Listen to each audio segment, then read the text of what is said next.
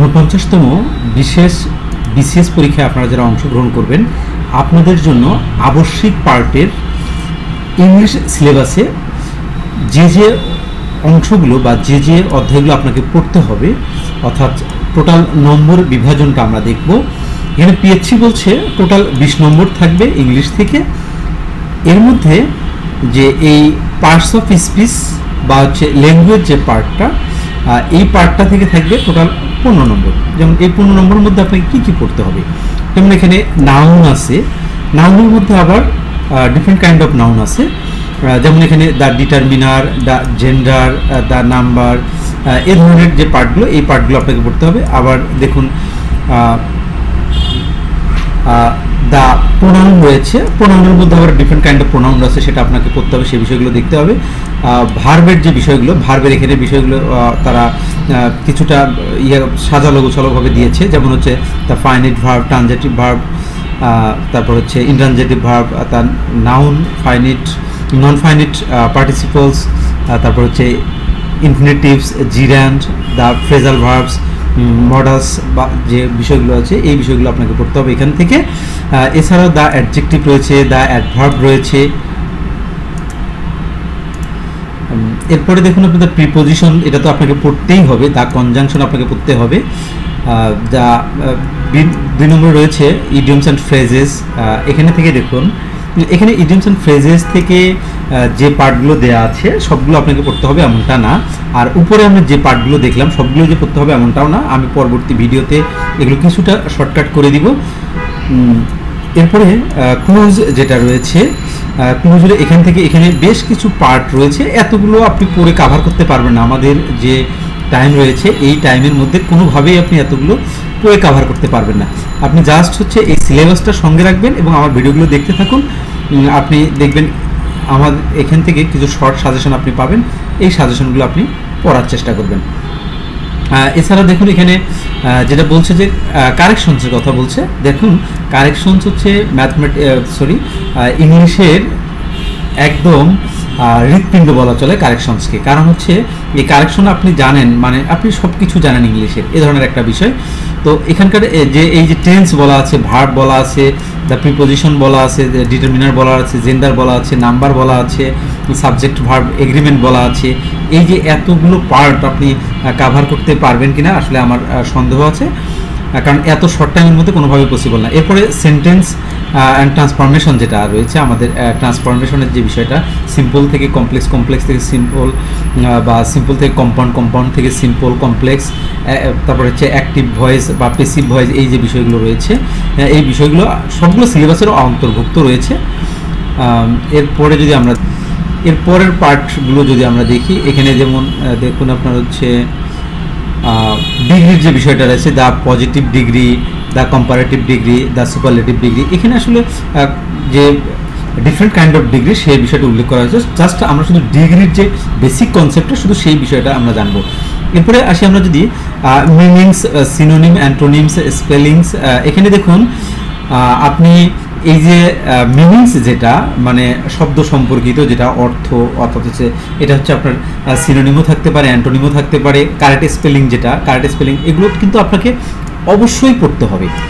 এখানে দেখুন various parts of speech, parts of স্পিচের বিষয়টা আমরা আগেই আমরা দেখেছি, এখানে বারবার আসলে এই বিষয়টা উল্লেখ করা হচ্ছে, এবং এই পার্টস অফ স্পিচের কিন্তু ডিফারেন্ট কাইন্ড অফ কোশ্চেন আছে, বিভিন্নভাবে বিভিন্ন পার্ট থেকে কিন্তু পার্টস অফ স্পিচের কোশ্চেনগুলো আসতে পারে। এই জন্য পার্টস অফ স্পিচের উপর বেশি গুরুত্ব দেওয়া হয়েছে এই সাজেশনটাতে বা এই সিলেবাসটাতে। এরপরে আসুন আমরা যদি দেখি একটু প্রিফিক্স, সাফিক্স, এটা আসলে এত বেশি গুরুত্বপূর্ণ না, আপনারা যদি এটা না পড়েন তারপরে কোনো ব্যাপার না, এটা আপনি পড়বেন না, ওকে। এটা ছাড়া কিন্তু হচ্ছে আমাদের এই ইংলিশের যে 20 নম্বর থাকে, এই 20 নম্বরে ভালো করা যায়। যেমন ধরুন আপনার হচ্ছে আপনার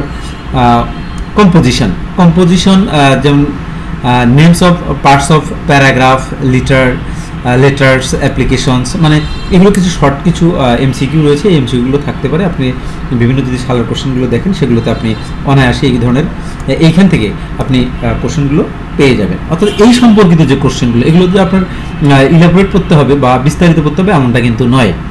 আবার লিটারেচার, এখানে দেখুন এই লিটারেচার থেকে 5 নম্বর থাকবে। দেখুন আমি আপনাকে বলে দিচ্ছি, এই লিটারেচার ধরুন যে সিলেবাসটা দেওয়া আছে এটা আমি দেখলাম না, আপনাদের সুবিধার্থে আমি যেটা বলবো, বাজারে যে লিটারেচারের বইগুলো পাওয়া যায় এই বইগুলো থেকে আপনি 200, 300 বা 400 বা 500 কোশ্চেন হবে সর্বোচ্চ, এই লিটারেচারের এই কোশ্চেনগুলো আপনি রিভিশন করবেন, খুব ভালো করে রিভিশন করবেন। যদি আপনি বেশি পড়তে চান, ভিতরে পড়তে চান, তাহলে পাগল হয়ে যাবেন, কারণ যারা ইংলিশের স্টুডেন্ট তারাও কিন্তু লিটারেচার শেষ করতে পারে না। সুতরাং লিটারেচার আসলে একটা সমুদ্র, এই সমুদ্রের মধ্যে থেকে কিছু একটা অংশ আপনি এখানে পড়বেন, যে প্রশ্নগুলো আপনি তো এই সমুদ্রের মধ্যে থেকে কোনটা ইম্পর্টেন্ট কোনটা আনইম্পর্টেন্ট বুঝতে পারবেন না। এই কারণে আমার সহজ উত্তর সেটা হচ্ছে বাজারে যে বইগুলো পাওয়া যায়, যেমন দ্য কম্পিটিটিভ ইংলিশ যে বইটা রয়েছে, এই বইটার দেখবেন আপনি হচ্ছে কিছু সালের কোশ্চেন রয়েছে, এই সালের কোশ্চেনগুলো যদি আপনি পড়েন তাহলে এখান থেকে আপনি ফুল মার্কস ক্যারি করতে পারবেন আশা করি। তো এখানে দেখুন ইংলিশ থেকে আপনি কোন পার্টগুলো আপনি বাদ দেবেন, যেমন হচ্ছে আপনার ডিটারমিনার আপনাকে এটা পড়তে হবে, জেন্ডার আপনি বাদ দিতে পারেন, তাতে কোনো প্রবলেম নাই। নাম্বারও আপনার এত বেশি গুরুত্বপূর্ণ না, এগুলো যেগুলো আমি গুরুত্বপূর্ণ নয় বলছি এগুলো জাস্ট 1 থেকে 2 বার আপনি রিডিং করবেন বা দেখবেন, ওকে। বাকিগুলো কিন্তু খুব মনোযোগের সহিত আপনাকে দেখতে হবে। তারপরে ধরুন আপনার প্রোনাউন যেটা রয়েছে, প্রোনাউনের ডেফিনেশনটা খুব ভালো করে পড়বেন। কিছু প্রোনাউন রয়েছে যে প্রোনাউনগুলো মানে ডিফারেন্ট কাইন্ড অফ প্রোনাউন, যেটা এর কিছু প্রোনাউন রয়েছে, এই প্রোনাউনগুলো আপনি ভালো করে দেখবেন। আর এখানে দেখুন হচ্ছে এই ভার্বের যে বিষয়টা, transitive verb, intransitive verb, finite verb, non finite verb, আর হচ্ছে জিরান্ড আর পার্টিসিপলটা এখানে বলা আছে, এটা খুব বেশি গুরুত্বপূর্ণ, ওকে। এই যে লিঙ্কিং ভার্ব যেটা, এগুলো কাজ আছে, বাট আপনি যদি এটা নাও দেখেন তারপর আমার মনে হয় না যে এটা বেশি খুব গুরুত্বপূর্ণ প্রভাব ফেলবে আপনার পরীক্ষার হলে, এমনটা না। দ্য ফ্রেজাল ভার্ব যেটা আছে এটা আপনি দেখতে পারেন।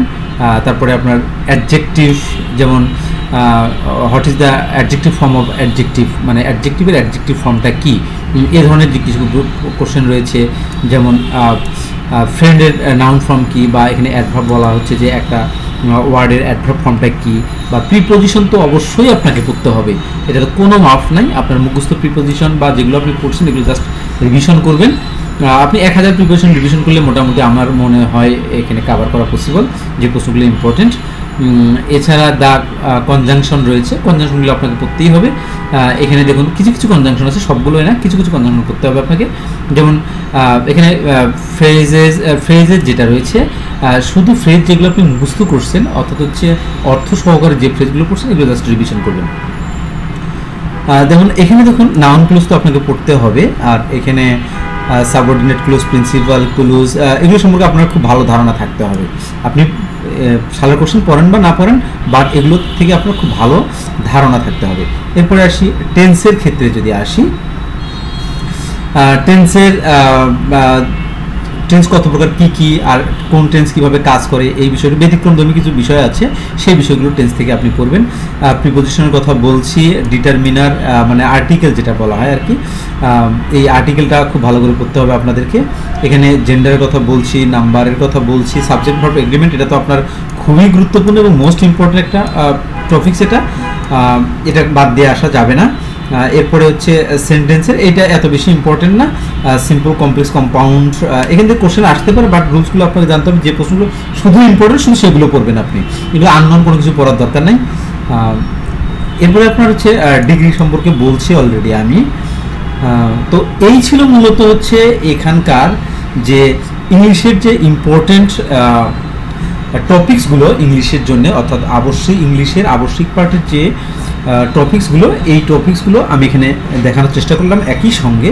এখানে তার মানে আমরা এখানে দেখছি ইংলিশে টোটাল 20 নম্বর, এখানে হচ্ছে আপনার এই যে ল্যাঙ্গুয়েজে হচ্ছে আপনার হচ্ছে 15 নম্বর, এবং এখানে যে লিটারেচার রয়েছে আমাদের, এই যে লিটারেচার হচ্ছে 5 নম্বর। এই টোটাল 20 নম্বরে আপনাকে পরীক্ষায় অ্যাটেন্ড করতে হবে ইংলিশ পার্টের আবশ্যিক অংশ থেকে। এখন আমরা এই ইংলিশ পার্টকে ভালো করার জন্যে বা ইংলিশ পার্টে মানসম্মত একটা মার্কস নিয়ে আসার জন্য, পরীক্ষায় টেকার মতো একটা মার্কস নিয়ে আসার জন্য আমরা কী বই ফলো করতে পারি। বই আপনি কম্পিটিটিভ এক্সাম শুধু একটা বই ফলো করতে পারেন, আপনার সামনে হাজার বড় বই রেখে কোনো লাভ নেই। যে কোনো একটি বই খুব ভালো করে পড়বেন এবং খুব ভালো করে পড়বেন, রিভিশন করবেন এবং বারবার রিভিশন